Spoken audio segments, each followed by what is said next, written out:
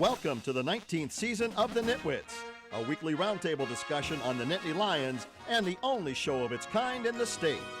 Our Nitwits panel features Neil Riddell of the Altoona Mirror and Mark Brennan of FightOnState.com. Between them, they've covered Penn State for 70 years. The Nitwits are hosted by WTAJ Sports Director Alex Colley, and each week we welcome a former Nittany Lion as our special guest analyst.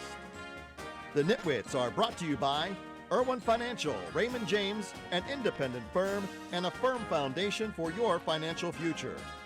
By Coldwell Banker, no one will work harder to sell your home. By Courtesy Motor Sales of Altoona, where courtesy means a great deal. By Fiore True Value on 6th Avenue, Altoona, just ask rental, buy what you want, rent what you need. By The Allegro, where fine cuisine is a way of life. By Health South, your rehab choice. Health South Altoona, ask for us by name. By MONARCH Cleaners, for all your dry cleaning, uniform, and mat rentals. By Reed and Solani Orthodontics, Dr. Reed and Solani provide orthodontics for children and adults. By W.S. Lee & Sons, your local food distributor specializing in distributing a full line of food service products to restaurants, schools, and institutions throughout central Pennsylvania. By EasyToUse.com, your Yellow Pages connection in print and online. By FightOnState.com, as close as you get to Penn State football without putting on a helmet. And by the Altoona Mirror, featuring Penn State Game Day every Friday and Penn State Extra every Sunday. Welcome to the 19th season of the Nitwits. We are out here at Beaver Stadium, and since technically we brought our own chairs, we are the first tailgaters of the 2016 season. Thank you for joining us. We are, of course, joined by the usual suspects, Neil Riddell, the Altoona Mirror, Mark Brennan, FightOnState.com, and he was number 21 in your programs, number 1 in your hearts. Joe Nastasi, thank you so much, guys, for coming out. Thank you. Yeah, great to have you here, Alex. Yes, first official year as host, and very honored by it, and ready to jump right in. Jamie Baker will be jumping in the seat every now and then when I need help with the Nitwit of the Year standing. So we're going to jump right in. Lots to talk about. We started this way last season. Is this more of a Coach James Franklin team now? A lot of the guys are his guys, the tools he wanted to bring in to use here. I think that's one of the exciting parts to this year, the fresh storylines. Hey, let's face it, Christian Hackenberg being left by the Bill O'Brien regime was in a lot of ways a real leadership gift, but I also think it was not the easiest fit for James Franklin and Christian Hackenberg, and I think we're a step closer to seeing the kind of offense that James Franklin wants to run in year 3.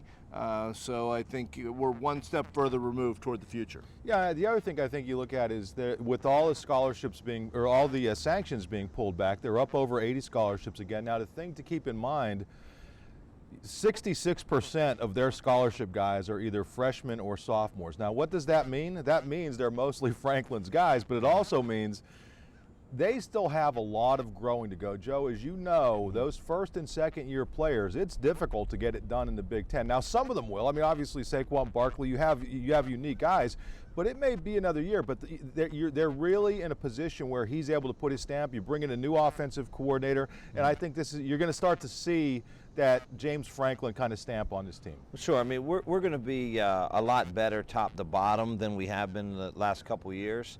And again, there's still a lot of growing pains along with everything that happened, well documented. But his guys, yes, and as you referred to, younger. Leadership from senior classes and things like that. They're limited there still because, again, not as many guys. So a majority of your team being younger like that, it's going to show a little bit at times, and normally in the bigger games, the games that are against your top 10, top 25 teams. But I expect good things out of this team. I think we're going to do well, and I think they're starting to gel as what you said as a Franklin team now.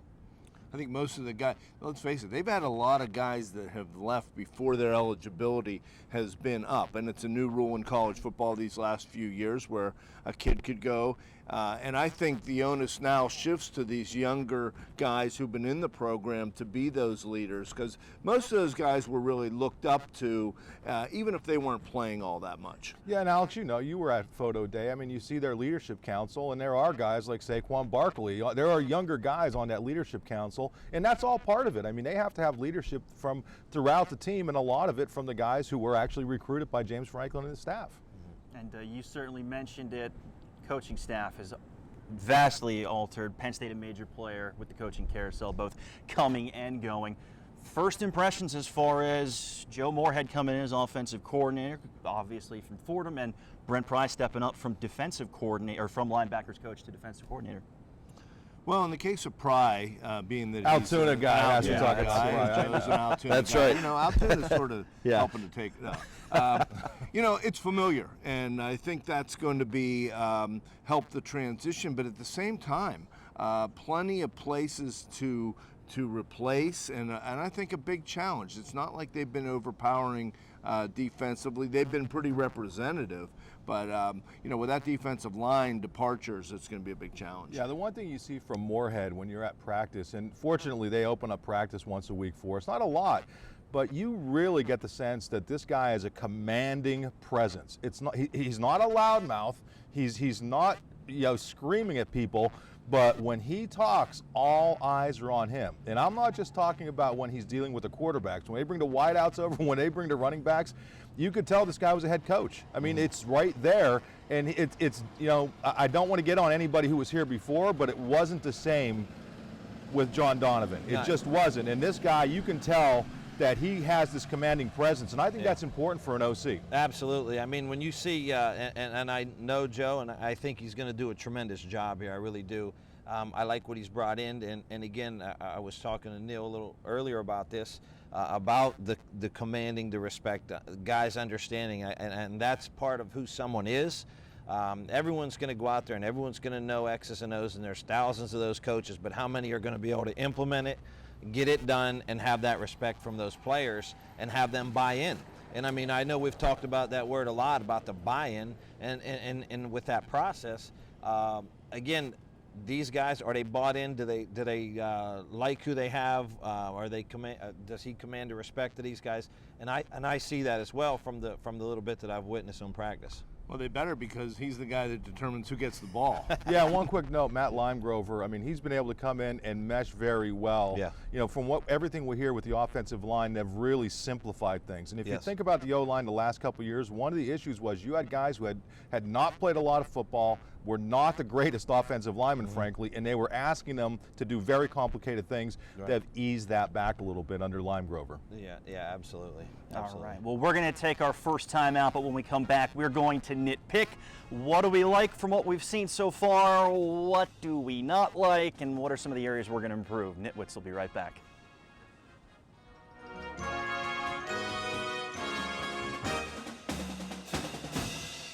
The Nitwits are brought to you by Irwin Financial, Raymond James, an independent firm and a firm foundation for your financial future. By Coldwell Banker, no one will work harder to sell your home. By Courtesy Motor Sales of Altoona, where courtesy means a great deal. By Fiore True Value on 6th Avenue, Altoona, just ask rental, buy what you want, rent what you need.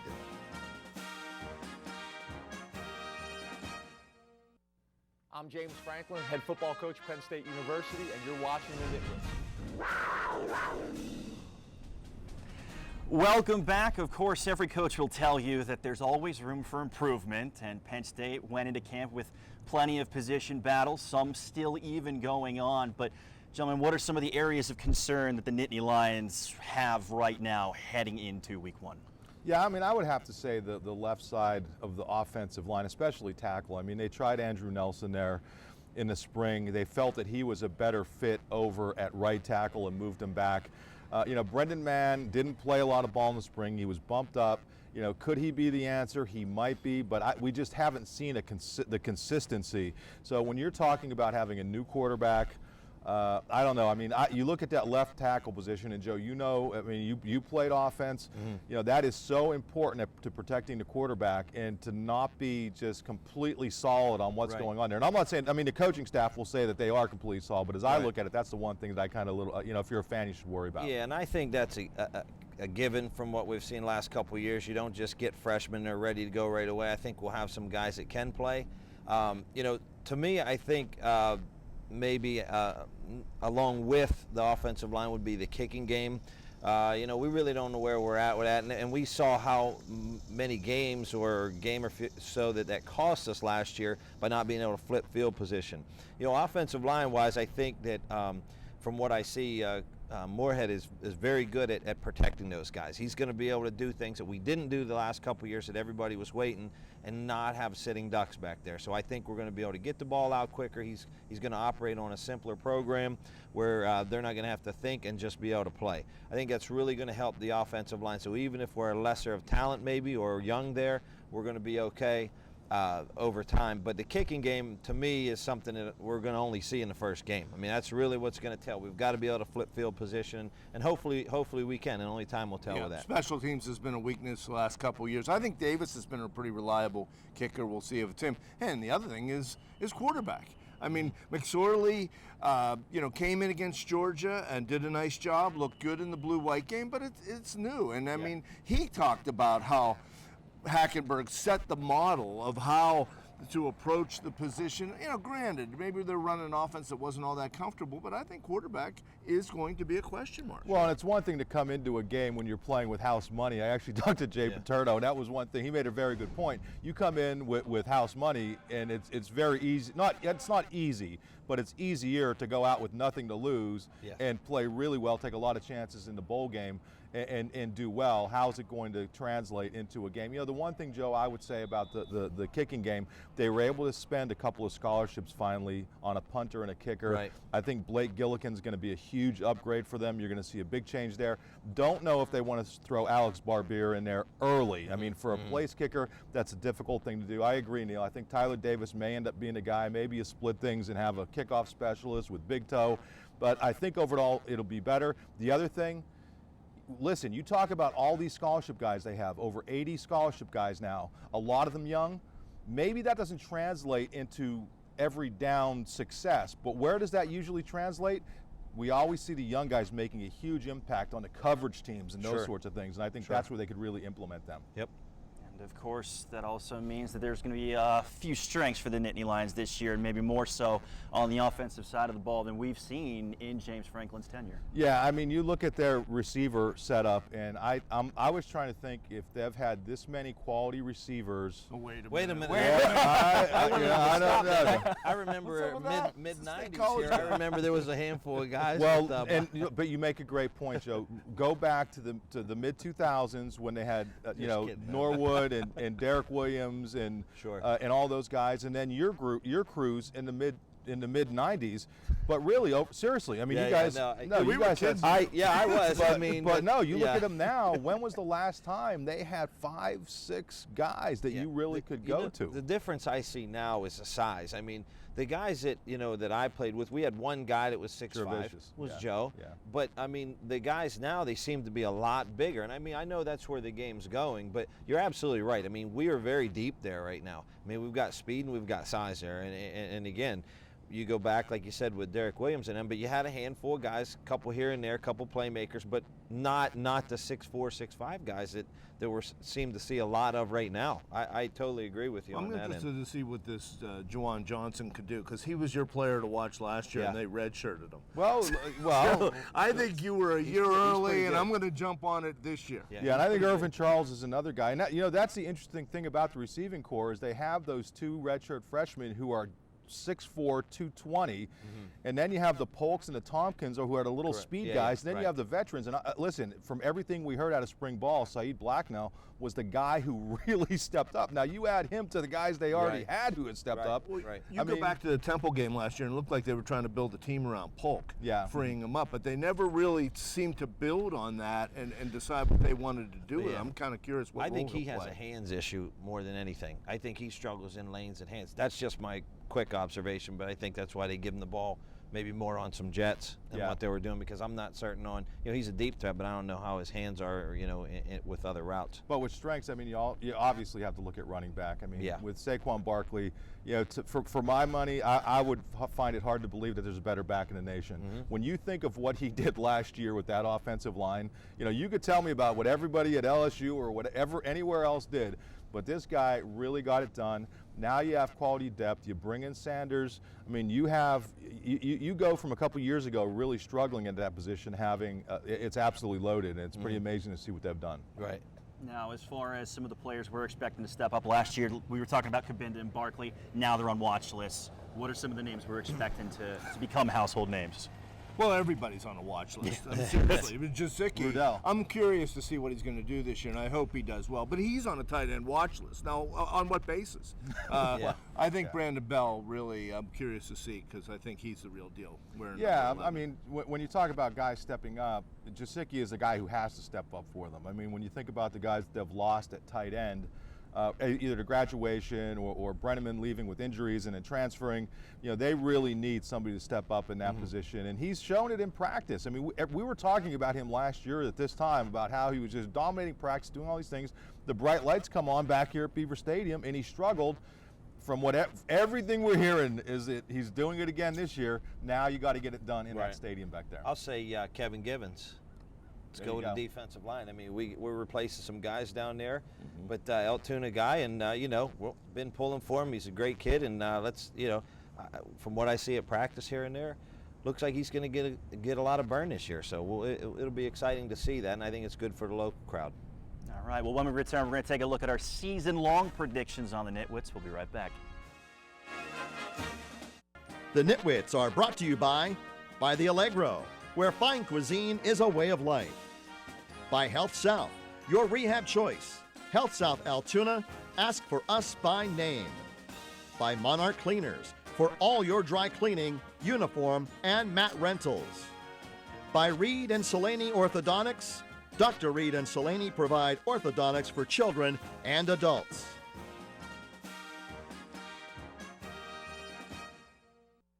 We now return to the Nitwits. A roundtable discussion of Penn State football. Welcome back to the Nitwits season premiere. No cliffhangers here. In fact, we're going to do our best to tell you just exactly what's going to happen this season. Penn State's been bowling the past 2 seasons. How does this one end up? I'm kind of playing with house money here a little bit. I'll go. Specialty. Yeah, I'll go first. Again, I think this team is still a year away from really making that big jump that we've seen. In my view, they continue to kind of hold that ground that they have coming out of the sanctions. I think they're going to win 7 games in the regular season, get to a bowl, 8-5 overall, leading to much better things next year. Okay, I hate to agree with him, but I did pick 7-5 before the, over the summer before the season started here. I'm always a little more optimistic before they start to play. You're going to change your pick no, again? I'm saying 7-5. I think it's important to really hold serve against the teams that you're expected to beat, and it has not been easy. Maryland has been a cliffhanger. To me, the key games are, obviously the Pitt is an exciting thing, but you better come back here and beat Temple. And the same with Minnesota and Maryland and Indiana and Purdue. Those are the games that you really continue to need to win, I think. To me, it adds up to about 7-5. Yeah, with the schedule the way it's set up, and I'm always optimistic, and I really, really like the changes. I actually love the changes that the coach has done. I think he's doing a great job. I don't think he always gets the credit he deserves. I know people look at things a little differently and have a different perspective on how Penn State should be run. I'm 100% bought in. I mean, I think this is exactly what we needed. It may not be for everybody, but I think this is the direction we have to go. I believe we're going to have a really good year because I think they're playing it play-by-play now. I think they have the guys to go down in and down out. I think injury is going to play a big part in how our season plays out, but we have a tough schedule, and I'm going to go with the 10-2 schedule this year. Going nice. 10 wins. We're going to double-digit it this year. You're making Mike look pessimistic. Mike did say 8-4. I said we'd throw his season That's prediction okay, in. but I like the 10. You know, I just think they're going to be a lot more focused this year. I think we have a bought-in staff. We got Western PA guys with Lime So Grover. what are the two losses, Joe? I'll let you know in a little bit. Let you know in a little bit. So, but I like to, you know, again, we got Western PA blood in here. I think we have more guys that are Penn State guys now. I really do, and that plays a big part in what we do over here. Again, like I said, modern and tradition, very tough to mix. I mean, it's tough to get the guys up here saying, hey, this is tradition, this is Penn State. That works a little bit, but I mean, overall, I think Franklin's doing a tremendous job, and the staff is as well. How about you, Alex? I'm thinking 8-4. I thought I was going to be the optimist until Joe, but I'm thinking 8-4. You know, you're going to see some of those schools struggling with that Joe Moorhead offense right off the bat. I imagine there's more people scrambling for Fordham film tape, more so this offseason than probably ever. And, you know, Penn State's got 3 big primetime games, and the Nittany Lions love to show up for those primetime games. So I'm going with 8-4. The one thing I would say is that if we say 7-8 wins, you will have to remember, as Joe mentioned, it's a pretty tough schedule. I mean, that Big Ten East is going to be a grind every single year. So they may actually be better this year, and it may not reflect in the record. But again, I do think this is going to be a stepping stone to that following year. And I love how these guys are, oh, well, the Western PA, we need the Western PA in here. They're going to get it all done. It'll be big in a couple weeks at Pitt. It will be. And that's going to be a blast. I'm looking forward to it. Yes, sir. Okay. Yeah. You looking forward to the Pitt game? Obviously, rivalries renewed. Oh, yeah, I think it's tremendous. So much more interest in the early part of the schedule. So much great history with Pitt, particularly in Altoona and Johnstown and West. All right, well, we're going to look into the near future when we return with Kent State coming to town this upcoming weekend. We'll be back in a flash. The Nitwits are brought to you by W. Wesley & Sons, your local food distributor specializing in distributing a full line of food service products to restaurants, schools, and institutions throughout central Pennsylvania.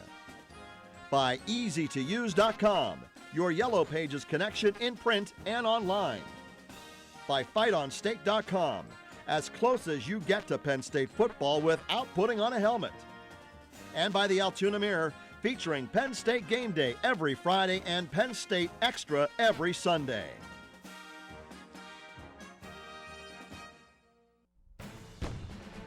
Welcome back to the Nitwits projection time with a Kent State team that went 3-9 in 2015 coming to Happy Valley this weekend. How do we see this one shaking out? Well, I mean, Kent State lost to Illinois like 59-3 last year, and as much as I don't know that many James Franklin teams have really just gone out and dominated people, you know, the newness, the freshness. I'm going to say Penn State. I can't pick Kent State to really make it close. I'm going to say Penn State 34, Kent State 14.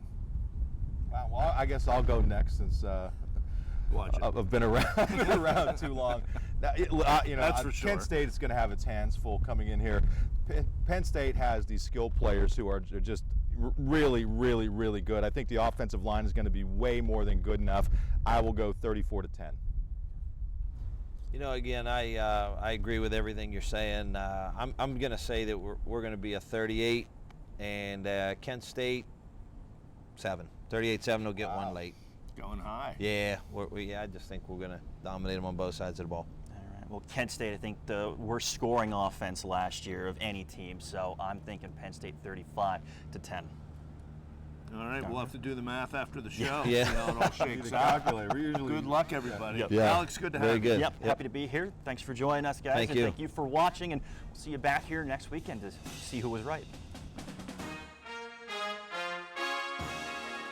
The Nitwits have been brought to you by Irwin Financial, Raymond James, an independent firm and a firm foundation for your financial future.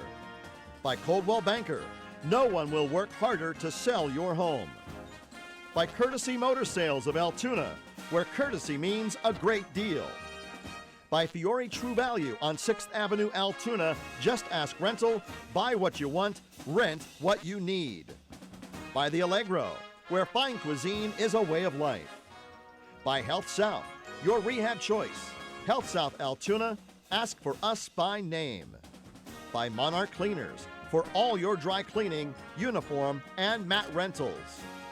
By Reed and Solani Orthodontics, Dr. Reed and Solani provide orthodontics for children and adults. By W. Wesley & Sons, your local food distributor specializing in distributing a full line of food service products to restaurants, schools, and institutions throughout central Pennsylvania. By easytouse.com, your Yellow Pages connection in print and online. By fightonstake.com, as close as you get to Penn State football without putting on a helmet. And by the Altoona Mirror, featuring Penn State Game Day every Friday and Penn State Extra every Sunday. Thanks for watching, and we'll see you next week.